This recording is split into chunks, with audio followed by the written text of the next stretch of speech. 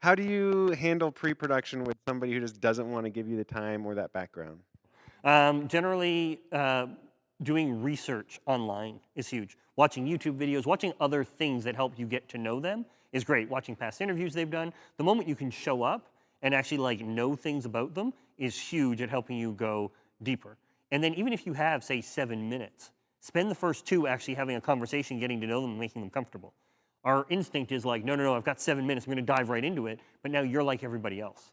If you spend the first couple minutes making a connection, they'll often go, I can move things a little bit and stay here with you, right? I heard a story once of a filmmaker who shall remain unnamed because it's terrible what happened to him, who's doing a series of interviews for a little arena project. And same thing, didn't really have, only had 10 minutes for every interview, didn't do any, research and everything else. And so they're sitting down, got the camera rolling, and this girl comes and sits in, and the first question is, hey, what do you do? And she looks at him and is like, I'm the CEO. Why are you wasting my time? Right? Like if you don't do your research and you don't know who you're talking to, it really creates a rough experience. So go online, find out everything you can, and create a solid connection before you even dive into that stuff. So in the case of the mortgage broker video that I did, they already had an idea of what they wanted. They wanted to read off a teleprompter, and they had a script that they wrote themselves, and they loved the concept because another office did it. Yes. So they loved they loved the video, and so we did it for them, and they loved our version of it too. And I hated it. So if a client comes to you and they've got a direction and all the decisions made and everything else, they are looking to hire a tripod. That's right. Now you can decide to take the job as a tripod, but the way to kind of take back that control is let's not talk about how we're going to do it. Let's talk about why we're doing it. Your ideas are great, and the fact that the other office did it is great, but do we want to copy other offices, or would we maybe want to be better than other offices? So let's take your idea, let's shelve it, let's go back, define the objective, then let me create the best way to achieve that objective, and we'll put them side by side. Whichever one's going to create the biggest result for you, let's do that. Now, mine's probably going to cost a little bit more because I got to take some time in pre-production and everything else. Yours is obviously a little bit quicker because you got everything planned. But if we can do 3, 4 times the results that the other office can, plus you're original and you're better than them, would that be worth the investment for you? I just doubled your budget and got you the story you wanted, right? So you're tracking the analytics on it too and showing them. Yeah, and you're showing them through the process you're taking them through. How we've defined an objective, how these things will achieve the objective. That's more the point, not necessarily getting into how you're going to monitor their KPIs and everything else after. You can do that, that's a different business model. But it's more about how you're showing them why the decisions relate to the outcome. Because they're saying teleprompter and script and this and that because somebody else did it. But they don't even know that the other people didn't just make it up because they saw somebody on YouTube do it. There's no intention behind any of it. So insert that, take control, and that values your pre-production and your perspective. Don't say no, say not yet, right? So even though they like it, we can do a better job. What do you like about it? And let me use that to define my keywords. And why are you doing this? That's all that matters, right? So inside of them liking that so much is that they want to be cool like that other office. Once you can bring that to light and go, well, you really want to be cool, let's make something better, now they're fired up. I've worked with senators and stuff where there's like lawyers around the room and they're trying to figure out, like you can't say that word or you can't really say that, like it's like very filtered through. Yeah. Have you ever, is that like kind of a We interviewed Obama once. That was tough. My first time getting tackled by Secret Service, too. Never run at the president because you're late for an interview. Pro tip. Yeah, it's hard. It's really hard. And the best thing I can say is, there are environments that are not going to be fitting, and you're trying to create an environment that is natural for a conversation. And so when we have clients that want to sit in the room and stuff like that, we go way in advance going, that doesn't work. Like we are trying to create a conversation, and we want them to be natural and authentic, so everybody else is outside the room. If you need to hear, I can put on a headset. So that would be our version is, we did a healthcare spot, large budgets, really important kind of like making sure we get it right. It's like, great, we'll set you up in the living room. You can have a headset. If you've got something to say before I'm done, I'll come talk to you, and we'll talk about it, and then, we'll go back in if we feel like there's something else. So you're allowing them to be heard, but it's not real time in the moment in the room. So we always set that up. Nobody else is in the room. And then, of course, there's the edit, and we can change and tweak and make sure you can see it, and we've got the keywords. Like, you're getting in trouble because, like, we don't have a clear vision, and we're trying to do this live on the spot in 5 minutes, and everybody's giving their opinion, and it's just a shit show. So if we can try and pull back and, like, define clarity conversation, you get much more personal with people. Okay, I've got, I think, 6 questions that were submitted by people who weren't able to make it today. So, Michael, in the past, interviewing subjects, often public speakers or C-level, so pretty similar to what you guys were just chatting about, the best responses were often in between takes. This is because they speak more frankly, succinctly, and just more casually. As soon as we roll for real, my subject becomes stiff and speaks in sound bites with prepared sounding answers. What are some good ways to get them more relaxed or speak more casually without telling them to relax? Even when we explain to them exactly what we want, they tend to fall back on perhaps what they learned in their public speaking training or that kind of thing. So when you're dealing with people who are struggling and you can see that they're really natural, but they're struggling when you have the cameras on, one of the best things you can do is go inside the academy at Story and Heart and watch our entire series on how to conduct remarkable interviews. So we've covered very specific techniques that allow you to overcome that. So I definitely, if you remember, I want to point you to the series of tutorials because they do help. Now inside those tutorials, we talk about a couple key ideas. The one is that you create a conversation, not a performance. That has got to be your filter for everything. Conversation, not a performance. Anything that says performance makes me feel performative. And I go, ooh, does this look good? Does this sound good? Do the lawyers approve? Right? So that means that lights and cameras and action, speeding, makeup, all of that is performance. So you want to separate the practical. So that means they're not in the room when you're setting up. That means if you need to do makeup, you're doing it well before the interview. That means we're not saying speeding, we're going, that means I'm rolling. That means my camera just broke and I need to fix something. We're not making it an issue because it's not about the cameras, it's about a conversation. And when you do this well and you can walk somebody into the room and you use hand gestures on where they sit and you never use any kind of camera words about anything and your crew just gives you symbols and you know they're rolling, you just ease the conversation in. I've actually had the mother of the 9-year-old girl in our first documentary, 40 minutes in, wipe a tear from her eye, look up and go, are we starting the interview soon? And Grant, who was doing the interview, was like, we're done. Like, that was it.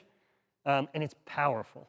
I can't tell you the people who have been interviewed for CNN and New York Times and all of these places who will do an interview with us and go, I don't know what that was, because it sure didn't feel like an interview. And that's what you want, right? If you want something different, you have to do something different. Create a strong conversation, separate the practical, and it doesn't feel like an interview, and that whole thing, the entire conversation, is like the cameras aren't rolling. That's what you want. You want the real, authentic who they are. And you create that. That's your power. That's the woeful gear bias getting in, right? Like externalizing, going into all this other stuff. It's not the cameras that are in the way. It's that you haven't created enough connection to overpower the cameras. You haven't created enough focus that they're not paying attention to it. Okay. Okay, another question, which is really cool, and you would have experienced this with what you've shared. This is a native, I think the name is Dane. I'm a native English speaker who often, with the aid of a translator, interviews inexperienced interviewees who are non-English speakers. If someone is sharing a longer story, I find to get more natural performances if I don't interrupt and just allow the speaker to share it all at once. But then the translation ends up being a summary without much detail, making it difficult to create follow-up questions. But if I have the translator translate every few phrases, it starts and stops, and it makes it difficult to get natural performances, again, that word, or camera-shy subjects. How do you guys handle interviews with translators? So again, we're going back to we want to create a conversation, not a performance. So the first thing we're going to do is we're going to train our translator how to do interviews. Because most translators, all they do is translate. And I don't want you to translate, I want you to be a human. Which means when you're telling me about like your experience of being, abused because you weren't in school that day, I need my translator to acknowledge that experience and value it before you tell me what she said. And you actually have to train them to do that. Because otherwise, it's just like, nope, this is what they said, moving it over. Right? So the first thing is, no, have a conversation and react, and I want you to tell me what they said, and then I'm going to react. It's not just going to be question, question, question. So creating that kind of conversation is massive. Otherwise, it is a performance, and it's about what you can get out of me. The other thing that you can do is making sure that the translators are giving you all the words that are being said, making sure you're asking them not to summarize, because a lot of them will try and summarize, and that's the nuance, life is in the details, right? So getting to make sure they actually translate the whole thing. And then a common interview trick that we use, or technique, is just, you said a lot there. That answer was pretty long. There was a lot to it. I want to make sure I got it. Can you boil that down into like a sentence for me? That's a conversational way to say, I need it tighter, right? But asking them that and doing those kinds of things through a translator is like, you just had this whole thing, now let me boil it down. Or, that's really powerful. Unpack that for me a bit. Now we're going wider. There's conversational ways to get what we need, as opposed to, that didn't really feel natural. Can we do that again? Oh, what was that point? And it's gone. Okay, Brett, being a member of a two-man crew, the challenge is striking a balance between directing and shooting simultaneously. We are often tasked with loosely directing non-actors to perform within their environment while encouraging them to speak out loud in front of cameras without spiking them with their eyes. This is a really long sentence. All while simultaneously getting excellent visual coverage, usually with two cameras. Basically, the challenge of not having a larger crew, yet recognizing the larger crew, the more crowded a shoot becomes. So how do you guys, like for some of the remarkables, maybe talk a little bit about crew / division of roles slash Yeah, how I'll that let plays you out? talk to crew size in a second. In terms of getting natural performances and stuff like that, the actual interview techniques translate perfectly to B-roll. The same idea. It's a conversation, not a performance. The moment I go, okay, action, now you went on action, you're gonna go pick up your guitar, then you're gonna sit on the couch, you're gonna start playing. It totally doesn't work. So we create a conversation by saying, man, I'm so excited to hear your music. Would you play your favorite song for me? Feels so different. And your cameras are just ready to go, right? And you just move through it and you do it. Just think of everything as a conversation and remove the performative nature. So that's a big part of it with small crews or large crews. If you're working in a business setting, never let people fake stuff. Never put them in a room and go, okay, now we're gonna pretend we're working on a problem. Go to the leader, the management of that thing and go, what is an actual problem you're working on right now? Great, that's what you're gonna do. And you're having a live brainstorming session. It changes everything because it's a conversation now, right? We're actually trying to do this. We're not worried about cameras, we're talking about how we're gonna solve this problem. So make it real, don't try and create this artificial, because they aren't actors. So don't make them act. Let them just live and cover that. Crew sizes. So we usually work with the producer, director, depending on the size. It honestly is depending on the size of the project. And I don't mean that in the budget. I mean that as like what we actually need to do to actualize the experience. So Pete just mentioned then that the experience is all about, you know, having that conversation so that you get that natural response. So for example, we shot a piece where we needed people to speak to their business culture, right? And that's a really like easy way to get someone to say company line 5 times over in an interview. So our crew, we had Patrick being creative director, we had Grant doing just solely interviews, card games, playing card games with these people about to come on camera so that... Oh, you want to loosen people up? Create card games where they pull So a much card. fun. And it's like, okay, we're going to play Mama Asks, and he goes into like a mother's voice and asks you about why you took the job and whether you're happy. Yeah. They like can't stop Love it. laughing. Yeah. And it's just like, again, making it real and fun, not let's sit down and have a dry conversation. And so we had him doing that, myself producing, and then we had gaff support and a PA. And with that, when we're doing the interview, all the crew except for P and Grant would leave. And we work on the next setup. And so we are a small crew, but we were not only utilizing the time we had to do our next set and start building up and prepping that because we'd done our location scout, we were also enhancing the experience that the person in front of the camera was having. But then in other situations, like now we're going to New Zealand, there are really only 3 key people going, myself, Patrick, and Alex, and we have PA support here and there in every town. 3 to 5 is generally our average on anything under $100,000, I would say. Yeah. You know, if it's getting a larger commercial project, we'll have separate grip and lighting, and you know, it's larger and you're taking more time. But generally, for any kind of documentary run and gun, it's 3 to 5 seems to be our magic number where a lot of people are doing different things and we're keeping it tight and quick. Okay, so Daniel's question was, how do you get ordinary people to open up about what they do? Maybe they don't think they're interesting or important, but to Daniel's stories, they are. So, first of all, don't refer to them to as ordinary, and figure out what actually makes them different and interesting, and connect with them on that. So everybody has something different or unique about them, and if you can relate to them through that, their love of collecting toasters, whatever it is, find that thing that they really love and connect to them through that, and they will come alive. The thing with desire is you actually get excited when you talk about the things you like, right? So find the things that the ordinary person likes, no matter how mundane it is, and start there, and they're gonna start opening up. And they're also gonna feel like they're in a safe space. You dive into questions about company culture or business or this or that, it's like, again, performance. Start with things that are very real and matter to me. Now I'm excited to talk to you, and then weave that into what you need. Okay, Brian's single biggest challenge is getting the decision makers of projects to create a heart-based story over a boring video. So he's looking for some more tips on selling. I think the biggest thing is to realize that emotion drives behavior. And so to educate your clients on the fact that we think we are rational, but we are actually rationalizing. And there's a ton of tests that will show that you put a pencil in your mouth, you think you're happier. You imagine you're in the tropics, you think you're 5 degrees warmer. There are so many different ways. If we walked in this room today and I gave you a warm cup of liquid, you would self-report me as being a nicer person, right? We don't understand all of the things that actually influence our behavior, though we think that we do. We're very clear, rational people who make decisions based on facts. Emotion is the #1 thing that actually influences our behavior. Emotions arise as a way of us quickly looking at our environment and deciding what to do, right? There's a bear. Should I run, fight, or flight? That whole thing. So emotions drive our behavior. So much so that there was a man that couldn't experience emotions and he couldn't make a decision. His whole life fell apart. He couldn't decide whether or not he'd write with a pen or a pencil. Like that took 40 minutes just because he couldn't experience emotion.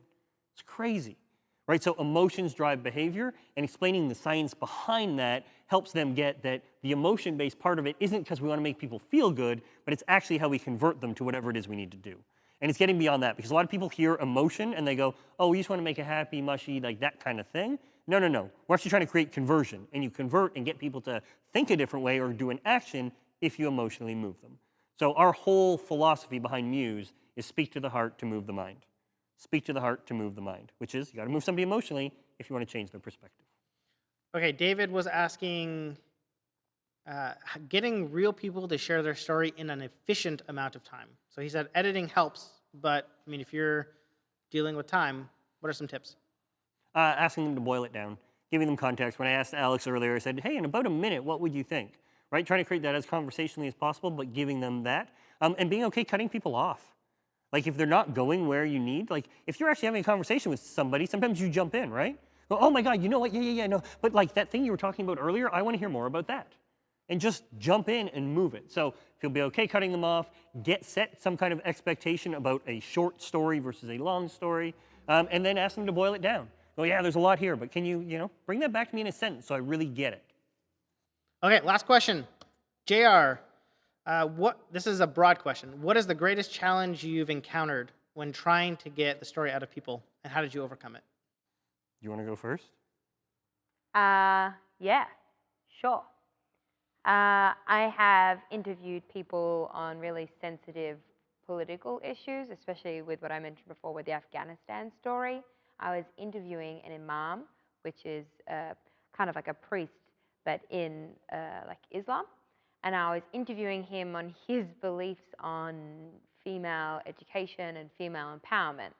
And not only was I doing that, I was doing it, and we don't speak the same language, so with a translator as well. And that was one of the biggest challenges because A, I'm a female, and there are some huge cultural differences. And B, I really wanted to get down to the point of it with him. Like I really wanted to connect with him on something, and there were just too many cultural differences that I felt initially were just like way too broad. And so I kind of just opened up with a story about why I'm here and why I'm doing this and why I really appreciate his time. And so I set my conflict, I set my desire, and I told him a story. And it was really touching to get through that too, because the connection wasn't of finding something mutual in common like P's talking about when you're connecting with people because they have a desire. Perhaps people can also connect with your cause. And we find that a lot with a lot of the projects we do. If I need help or I'm in trouble, I'm on set in a completely different city that I've never been to before, I've walked up to a bar and said to someone, oh my goodness, I have to shoot B-roll in 15 minutes at the fanciest bar in town and you guys look amazing. Can I come in and see your place? And immediately they'll be like, yeah, I'll help you. Come and look. So yeah, it was just... This story structure stuff works. To get locations, to get people to feel comfortable, so using story is the best way that you can actually get people on board and get access and get the story told in the way that you want. Do you have one, Patrick? Yeah, unfortunately, it's just as dark as Maddie's. But when we were doing Stand With Me, we were in Nepal interviewing girls who had been trafficked. And you can imagine that would be very sensitive. But not only that, unfortunately, because of the cultural differences, or just the culture there, if you are raped, you are exiled from the family because you're not pure anymore. So just being on camera and talking about this was not comfortable for anybody, right? However, what do we know about characters? And if I can't see them, how much do I actually feel or connect to them or anything else? And so that was really hard to get them to just being willing to and wanting to talk to us. And the thing that I used to, share and get them to consider it was a story. And it was a story about why we were doing this. It was a story about the different people that are going through what they went through and how their story can actually create change. It can actually make a difference to other people. And then it's totally up to them if they do or they don't want to share, but them having, choosing to do that and being with us can actually help this doesn't happen to other people. And through that, we had a couple people who were like, yes, I want this to matter. So again, story, had them really get into, not just I don't want to, but hell yeah, let's do this, said in Nepalese through a translator. Do you want to wrap this up? Any closing words? I think really just going back to the first couple ideas we shared, that your perspective is the strongest lens you'll ever attach. Everything we've talked to you about today, finding desire, finding conflict, finding the plot points, developing keywords, all of that is your perspective. You can use whatever camera you want. We are going to shoot 2 case studies in Sydney and Townsville. We're shooting them with our phone. Why the hell is somebody flying us from America to shoot a spot with our phone? It's crazy. Right? Because of our perspective. Yeah. Because we will find the best characters, ask the right questions, and put it in the right order. That is your greatest value. We went from $2,000 to $5,000 work to several $100,000 work by developing our perspective, being able to find and tell the story and communicate that to the client, being able to take them through that process. Everything we shared with you today, it's not that it's all that complicated to find desire, to find conflict, to find the plot points. The challenge is in the yes and. It's in the going, next time. This mortgage broker story, we won't worry about that. Actually applying it and going, no, I'm going to find strong desire, strong conflict, these 6 plot points, and I'm going to get keywords, I'm going to get people aligned. It's a process, but you go through it and it can transform everything.